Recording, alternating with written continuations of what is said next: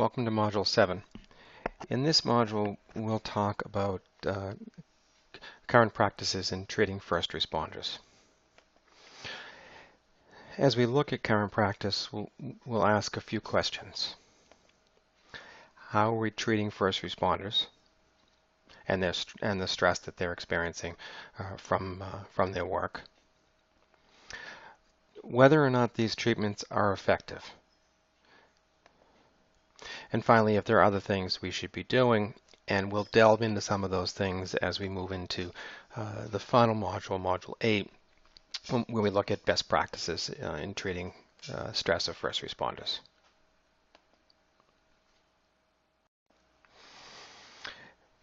In terms of treating first responders and their stress and mental health, for this module, we're not looking at individual therapy that first responders may receive. We're looking at broader systemic interventions in dealing with first responders, and that's for a number of reasons. Primarily, most first responders do not voluntarily seek treatment. As we've talked about, the culture is one of very male-dominated, very much internalizing issues. As a result, first responders tend not to seek treatment for stress or frankly acknowledge the stress that is part of their everyday life. Where first responders do seek treatment, it may be court-ordered around alcohol or drug involvement with the courts. It may be marital if insisted by a spouse, but typically will not be a first responder showing up saying, I'm under stress, I need help. So we'll look at the systemic ways that we treat first responders today, and there really are two ways that first responders receive interventions. One is through employee assistance programs, and the other is through critical incident stress debriefing. It's often referred to as CISD or CISM, critical incident stress management. And these are the two primary ways that first responders receive intervention today. So let's take a look at the two of them, starting with employee assistance. What is employee assistance? Well, employee assistance is intended to address work and personal issues.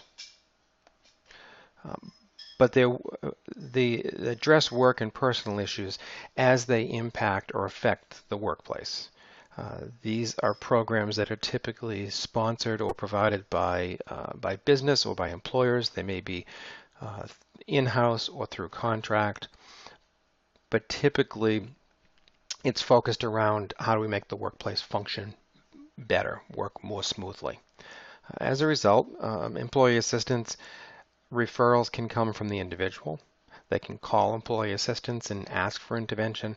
The individual can also be referred by a manager.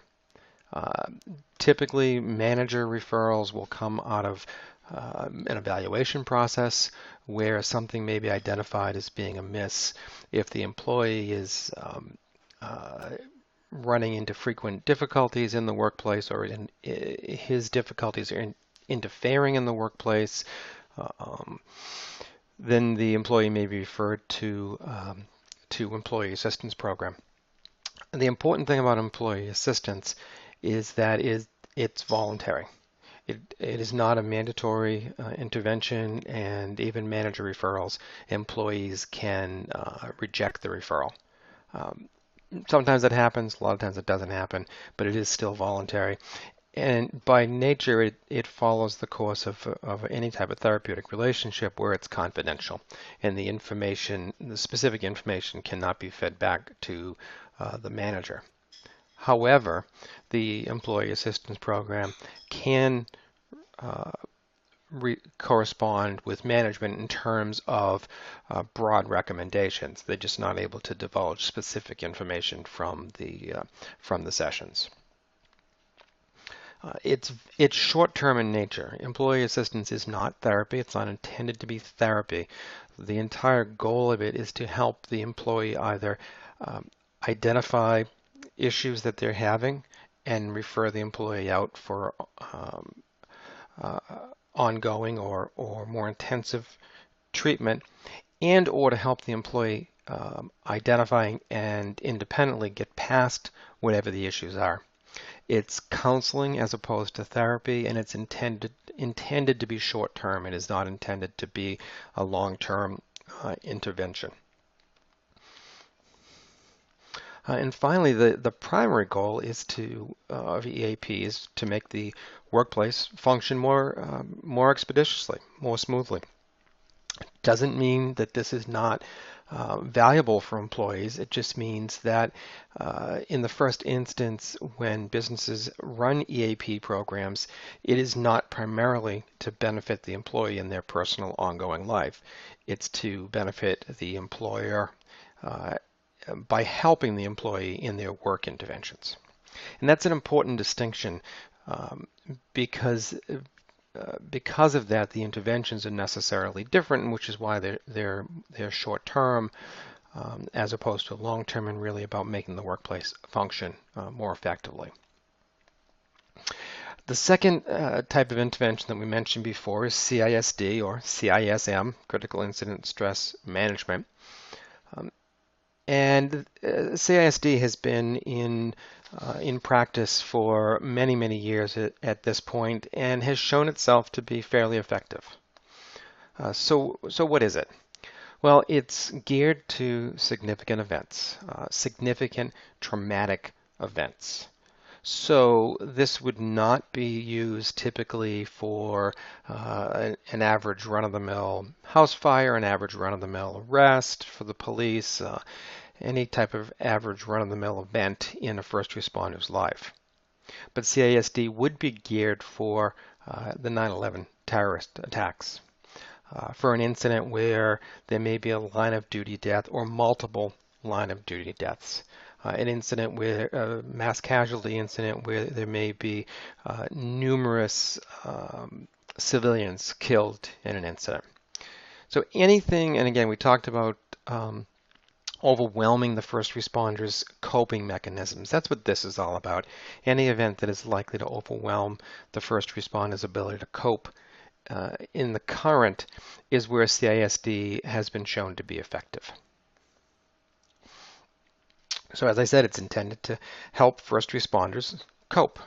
We've already talked about first responders have coping mechanisms, whether they're adaptive or maladaptive, but first responders tend to be able to manage their life, go home and come back the next day for work, and continue to function at a level that they need to function at, even when it's maladaptive.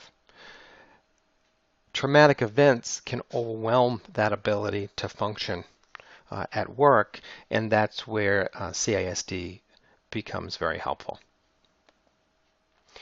The model that has been in use, and it's a fairly consistent model, it may vary from jurisdiction to jurisdiction somewhat, but it's been a fairly consistent model.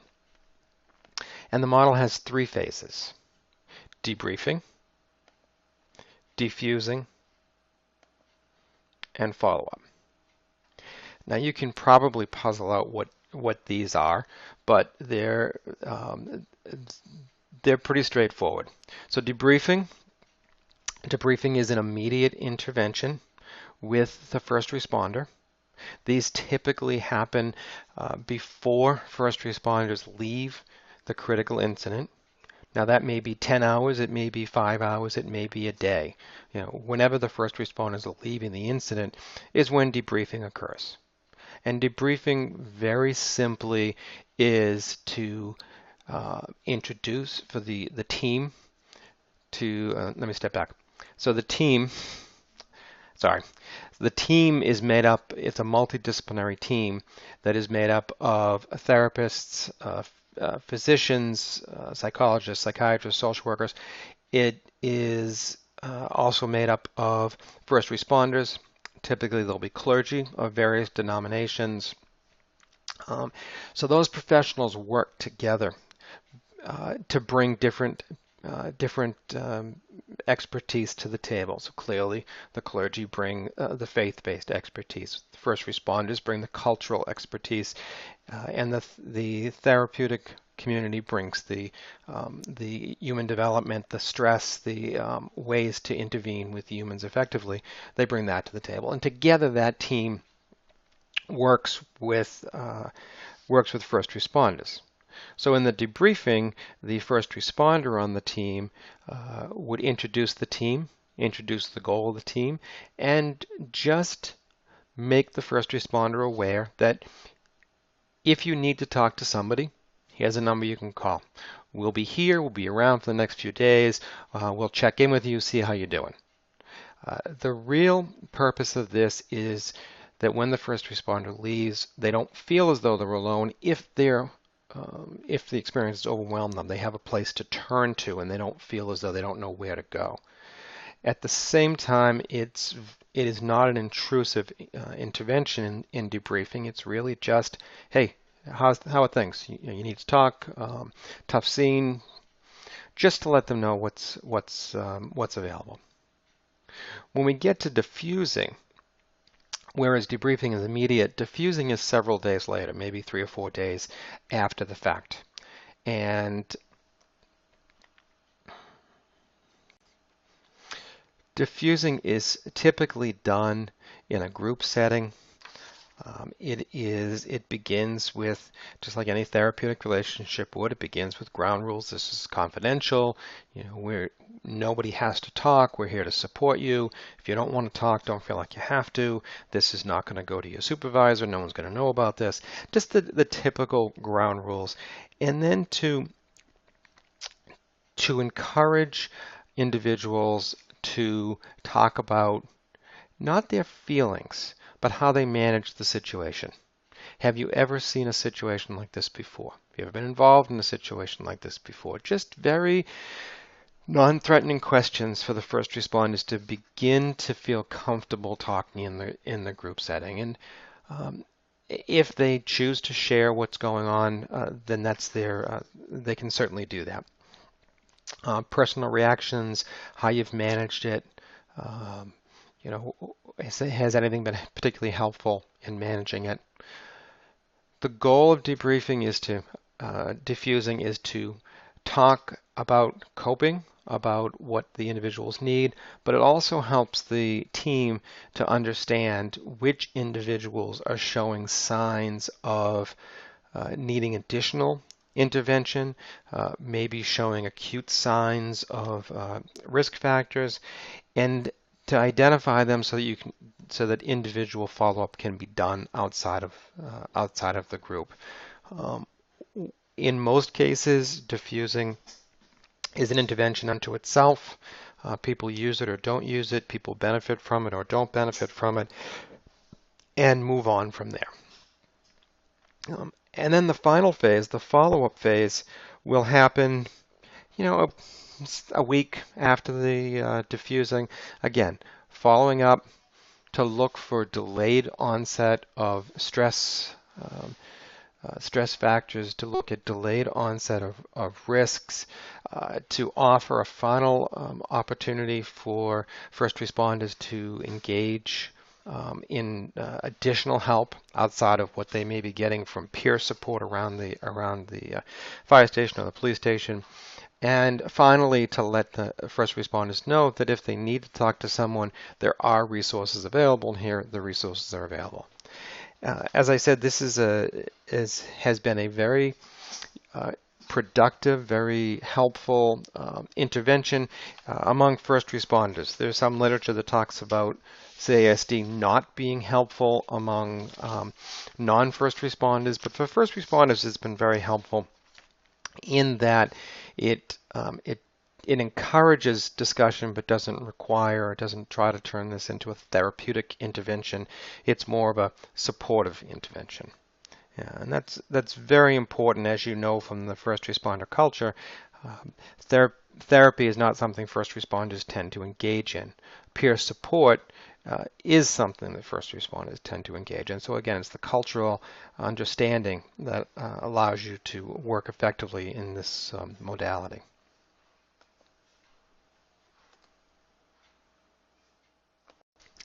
The first two modalities that we talked about are very effective in dealing with acute stress. But how do we deal with chronic stress? How do we deal with a career's worth of chronic stress that first responders aren't dealing with? And conversely, how do we engage with first responders throughout their career to manage the chronic stress before it rises to a level where you need a more aggressive type of intervention. These again are the stresses related to daily work, going on calls on a day-to-day basis. We know that these are compounded when they're not resolved and require different and or additional coping mechanisms, and or the coping mechanisms move from the adaptive to maladaptive. And we know that these are stresses that are typically repressed by first responders, whether they're denied, whether they're compartmentalized and just pushed aside. It's kind of a work self that's different, that I can deal with this at home, I just won't think about it. Whether it's through humor, through use of alcohol, whatever the response is, it's typically pushed aside and not dealt with directly by first responders. And then what are the impacts? What's the effect? What are the consequences for first responders? So what are these numbers? What do they mean to you?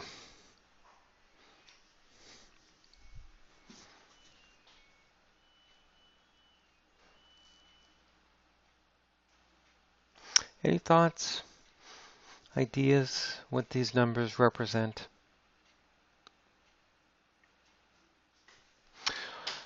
Well, in fact, what these numbers represent are numbers of suicides among first responders. And you can see they range from a low of 81 to a high of 321. Suicide is the ultimate expression of chronic stress that is not remediated, that is unresolved. So among firefighters, and it's important to note at this point that all of these numbers are likely wrong. So why are they wrong? Well, they're wrong because there are no official tracking of first responder suicides. There is no clearinghouse. There are developing some online profession-based attempts to track. So firefighters have one, police have one, the military has one.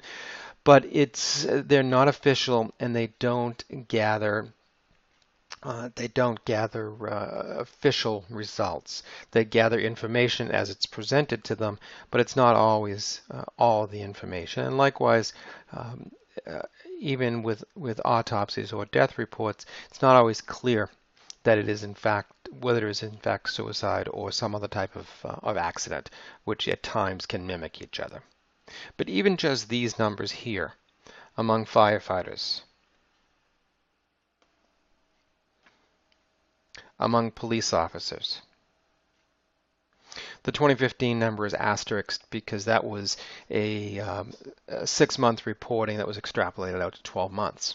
So likely it's close, but it may not be.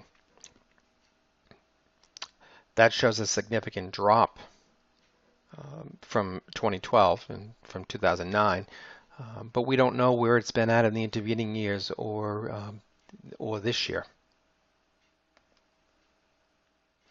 And military suicides. Military suicides are, in the literature, subject to much discrepancy. There are reports that talk about even higher rates than this. There are reports that talk about lower rates. Again, there's no official reporting, so it's really hard to gain accurate numbers. But I think it's safe to say that whatever the number, even if it's half what we're looking at here, it's too high. And it's directly a result of the stresses that these first responders experience and that are not being resolved. Because of the number of military suicides, the Army has launched research, and they're trying to get a better handle on who's at risk. What are the risk factors? What can they tell from deployments? What can they tell from behavior in deployments? What can they tell from backgrounds? Can they identify factors of resiliencies? Can they identify factors which are protective for different members of the military so that they can respond more aggressively.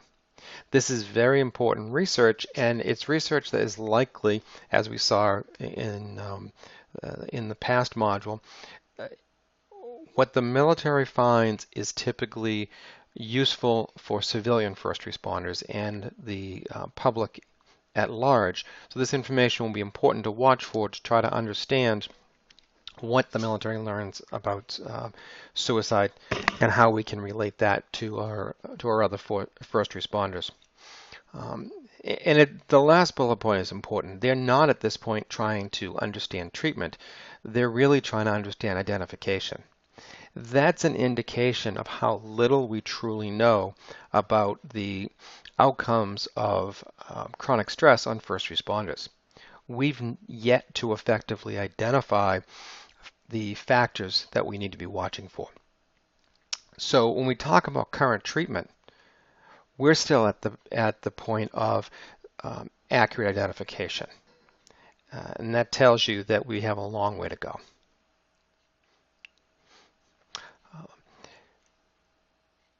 So as we were just talking about, we know it's an issue. We've known for a long time that this is an issue, but we're not, because of the numbers of suicides, we're not effectively reaching our first responders, and in any sphere.